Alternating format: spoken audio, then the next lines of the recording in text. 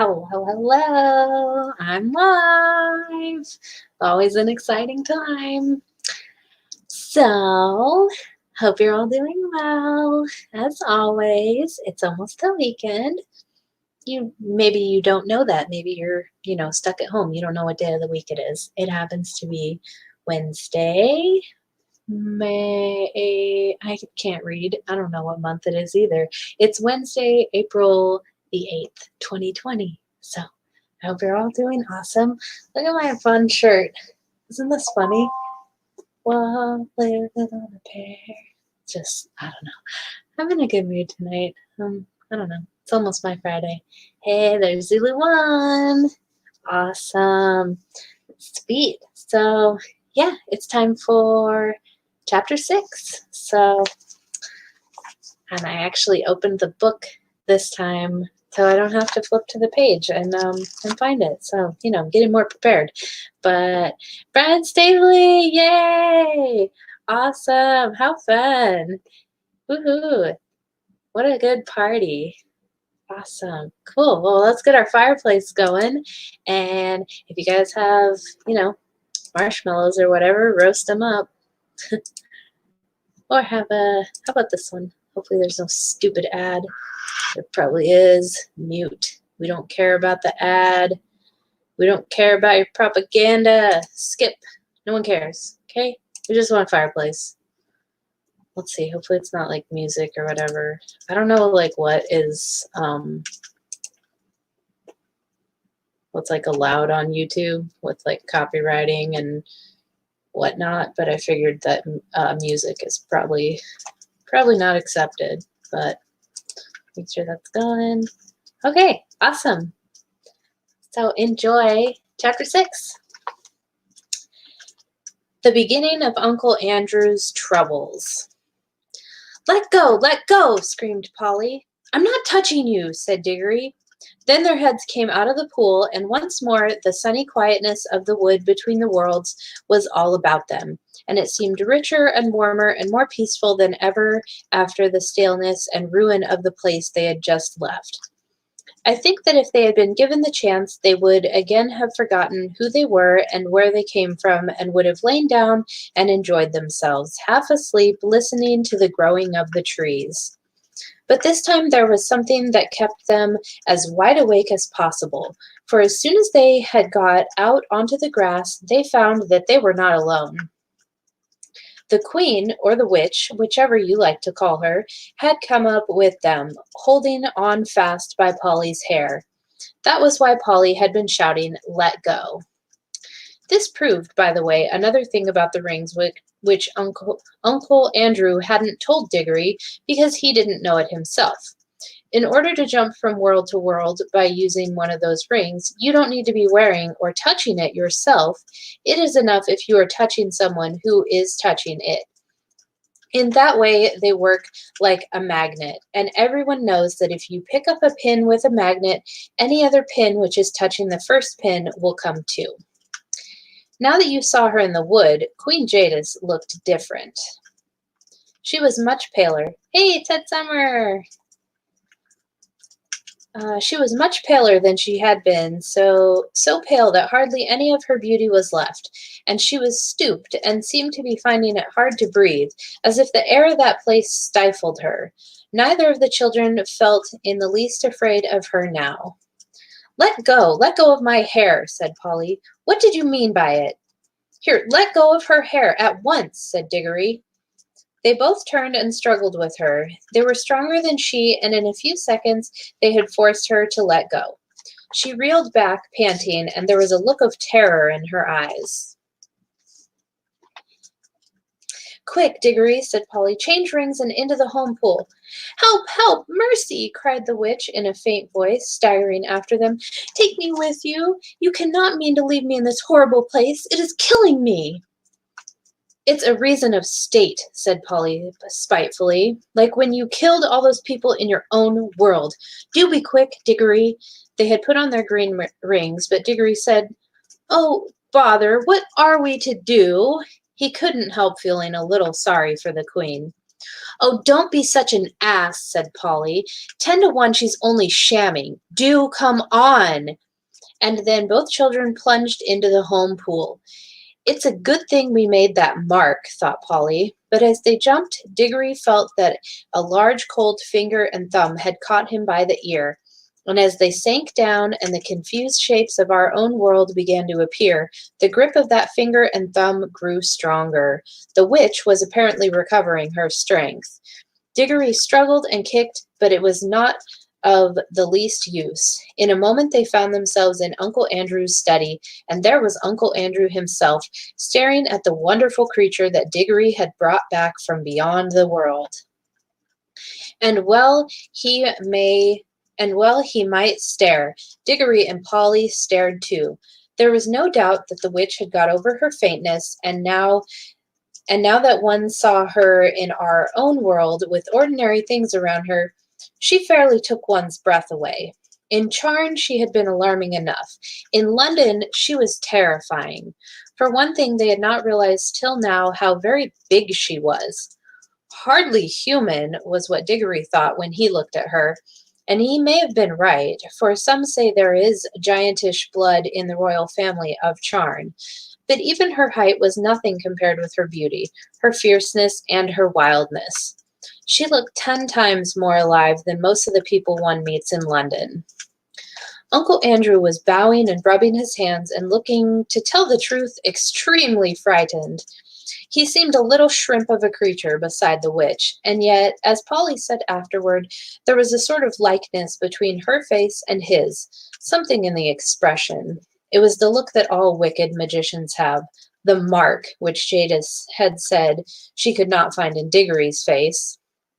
One good thing about seeing the two together was that you would never again be afraid of Uncle Andrew, any more than you'd be afraid of a worm after you'd met a rattlesnake, or afraid of a cow after you'd met a mad bull. Pooh, thought Diggory to himself. Him, a magician? Not much. Now she's the real thing. Uncle Andrew kept on rubbing his hands and bowing. He was trying to say something very polite, but his mouth had gone all dry so that he could not speak. His experiment with the rings, as he called it, was turning out more successful than he liked, for though he had dabbled in magic for years, he had always left all the dangers, as far as one can, to other people. Nothing at all like this had ever happened to him before. Then Jadis spoke, not very loud, but there was something in her voice that made the whole room quiver. Where is the magician who has called me into this world? Madam, gasped Uncle Andrew. I am most honored, highly gratified, a most unexpected pleasure. If only I had the opportunity of making any preparations, Where is the magician, fool? Said Jadis. I am, madame. I hope you will excuse any liberty these naughty children may have taken. I assure you there was no intention. You, said the queen in a still more terrible voice. Then in one stride she crossed the room, seized a great handful of Uncle Andrew's gray hair, and pulled his head back so that his face looked up into hers. Then she studied his face just as she had studied Diggory's face in the palace of Charn. He blinked and licked his lips nervously all the time. At last she let him go, so suddenly that he reeled back against the wall. I see, she said scornfully. You are a magician, of a sort. Stand up, dog, and don't sprawl there as if you were speaking to your equals. How do you come to know magic? You are not of royal blood, I'll swear. Well, not perhaps in the strict sense, stammered Uncle Andrew. Not exactly royal, ma'am. The Ketterleys are, however, a very old family, an old Dorsetshire family, ma'am. Peace, said the witch. I see what you are. You are a little peddling magician who works by rules and books. There is no real magic in your blood and heart. Your kind was made an end of in my world 1,000 years ago, but here I shall allow you to be my servant. I should be most happy, delighted to be of any service, a pleasure, I assure you. Peace, you talk far too much. Listen to your first task. I see we are in a large city.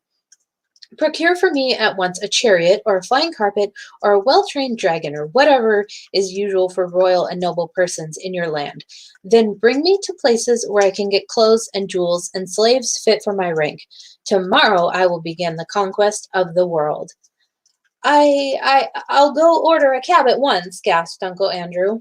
Stop, said the witch, just as he reached the door. Do not dream of treachery. My eyes can see through walls and into the minds of men. They will be on you wherever you go. At the first sign of disobedience, I will lay such spells on you that anything you sit down on will feel like red-hot iron, and whenever you lie in a bed, there will be invisible blocks of ice at your feet. Now go.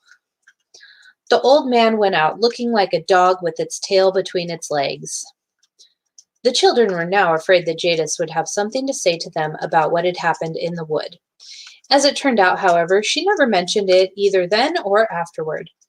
I think, and Diggory thinks too, that her mind was of a sort which cannot remember that quiet place at all, and however often you took her there and however long you left her there, she would still know nothing about it. Now that she was left alone with the children, she took no notice of either of them, and that was like her too. In Charn, she had taken no notice of Polly till the very end, because Diggory was the one she wanted to make use of. Now that she had Uncle Andrew, she took no notice of Diggory. I expect most witches are like that. They are not interested in things or people unless they can use them. They are terribly practical. So there was silence in the room for a minute or two, but you could tell by the way Jadis tapped her foot on the floor that she was growing impatient. Presently, she said as if to herself, "What is the old fool doing? I should have brought a whip." She stalked out of the room in pursuit of Uncle Andrew without one glance at the children. "Whew," said Polly, letting out a long breath of relief. "And now I must get home. It's frightfully late. I shall catch it." "Well, do come back as soon as you can," said Diggory. "This is simply ghastly, having her here. We must make some sort of plan." "That's up to your uncle now," said Polly. "It was he who started all this messing about with magic." "All the same, you will come back, won't you? Hang it all, you can't leave me alone in a scrape like this." "I shall go home by the tunnel," said Polly rather coldly. "That'll be the quickest way, and if you want me to come back, hadn't you better say you're sorry?" "Sorry?" exclaimed Diggory. "Well, now, if that isn't just like a girl, what have I done?" "Oh, nothing, of course," said Polly sarcastically. "Only nearly screwed my wrist off in that room with all the waxworks like a cowardly bully, only struck the bell with the hammer like a silly idiot, only turned back in the wood so that she had time to catch hold of you before we jumped into our own pool. That's all." "Oh," said Diggory, very surprised. "Well, all right, I'll say I'm sorry, and I really am sorry about what happened in the waxworks room. There, I've said it. I'm sorry. And now do be decent and come back. I shall be in a frightful hole if you don't." "I don't see what's going to happen to you. It's Mr. Ketterly who's going to sit on red-hot chairs and have ice in his bed, isn't it?" "It isn't that sort of thing," said Diggory. "What I'm bothered about is Mother. Suppose that creature went into her room. She might frighten her to death." "Oh, I see," said Polly in rather a different voice. "All right, we'll call it Pax. I'll come back if I can, but I must go now." And she crawled through the little door into the tunnel, and that dark place among the rafters which had seemed so exciting and adventurous a few hours ago seemed quite tame and homely now. We must now go back to Uncle Andrew. His poor old heart went pit-a-pat as he staggered down the attic stairs, and he kept on dabbing at his forehead with a handkerchief. When he reached his bedroom, which was the floor below, he locked himself in, and the very first thing he did was to grope in his wardrobe for a bottle and a wine glass, which he always kept hidden there where Aunt Letty could not find them. He poured himself a glassful of some tasty grown-up drink and drank it off at one gulp. Then he drew a deep breath. Upon my word, he said to himself, I'm dreadfully shaken, most upsetting, and at my time of life. He poured out a second glass and drank it too. Then he began to change his clothes. You have never seen such clothes, but I can remember them. He put on a very high, shiny, stiff collar of the sort that made you hold your chin up all the time. He put on a white waistcoat with a pattern on it and arranged his gold watch chain across the front. He put on his best frock coat, the one he kept for weddings and funerals. He got out his best tall hat and polished it up. There was a vase of flowers, put there by Aunt Letty, on his dressing table. He took one and put it in his buttonhole. He took a clean handkerchief, a lovely one such as you couldn't buy today, out of the little left-hand drawer and put a few drops of scent on it. He took his eyeglass with the thick black ribbon and screwed it into his eye. Then he looked at himself in the mirror. Children have one kind of silliness, as you know, and grown-ups have another kind. At this moment, Uncle Andrew was beginning to be silly in a very grown-up way. Now that the witch was no longer in the same room with him, he was quickly forgetting how she had frightened him and thinking more and more of her wonderful beauty. He kept saying to himself, a demn fine woman, sir, a demn fine woman, a superb creature. He had also somehow managed to forget that it was the children who had got hold of this superb creature. He felt as if he himself, by his magic, had called her out of unknown worlds. Andrew, my boy, he said to himself as he looked in the glass, you're a devilish, well-preserved fellow for your age, a distinguished-looking man, sir. You see, the foolish old man was actually beginning to imagine the witch would fall in love with him. The 2 drinks probably had something to do with it, and so had his best clothes. But he was, in any case, as vain as a peacock. That was why he had become a magician. He unlocked the door, went downstairs, sent the housemaid out to fetch a hansom. Everyone had lots of servants in those days, and looked into the drawing room. There, as he expected, he found Aunt Letty. She was busily mending a mattress. It lay on the floor near the window, and she was kneeling on it. Letitia, my dear, said Uncle Andrew, I have to go out. Just lend me £5 or so. There's a good Gel. Gel was the way he pronounced girl. No, Andrew dear, said Aunt Letty in her firm, quiet voice, without looking up from her work. I've told you times without number that I will not lend you money. Now, pray, don't be troublesome, my dear Gel, said Uncle Andrew. It's most important. You will put me in a deucedly awkward position if you don't. Andrew, said Aunt Letty, looking him straight in the face, I wonder you are not ashamed to ask me for money. There was a long, dull story of a grown-up kind behind these words. All you need to know about it is that Uncle Andrew, what with managing dear Letty's business matters for her and never doing any work, and running up large bills for brandy and cigars, which Aunt Letty had paid again and again, had made her a good deal poorer than she had been 30 years ago. My dear Gel, said Uncle Andrew, you don't understand. I shall have some quite unexpected expenses today. I have to do a little entertaining. Come now, don't be tiresome. And who pray are you going to entertain, Andrew? Asked Aunt Letty. A most distinguished visitor has just arrived. Distinguished fiddlestick, said Aunt Letty. There hasn't been a ring at the bell for the last hour. At that moment the door was suddenly flung open. Aunt Letty looked round and saw with amazement that an enormous woman, splendidly dressed, with bare arms and flashing eyes, stood in the doorway. It was the witch. Okay. Stop that. Done with our fireplace. Okay, that was chapter 6. So I'm not positive when I'll do chapter 7. It'll be within a day or two. Tomorrow if I can, but I'm going to color eggs with my son, so I'm not sure what time we'll be done with that. But yeah, I'll do another stream pretty soon.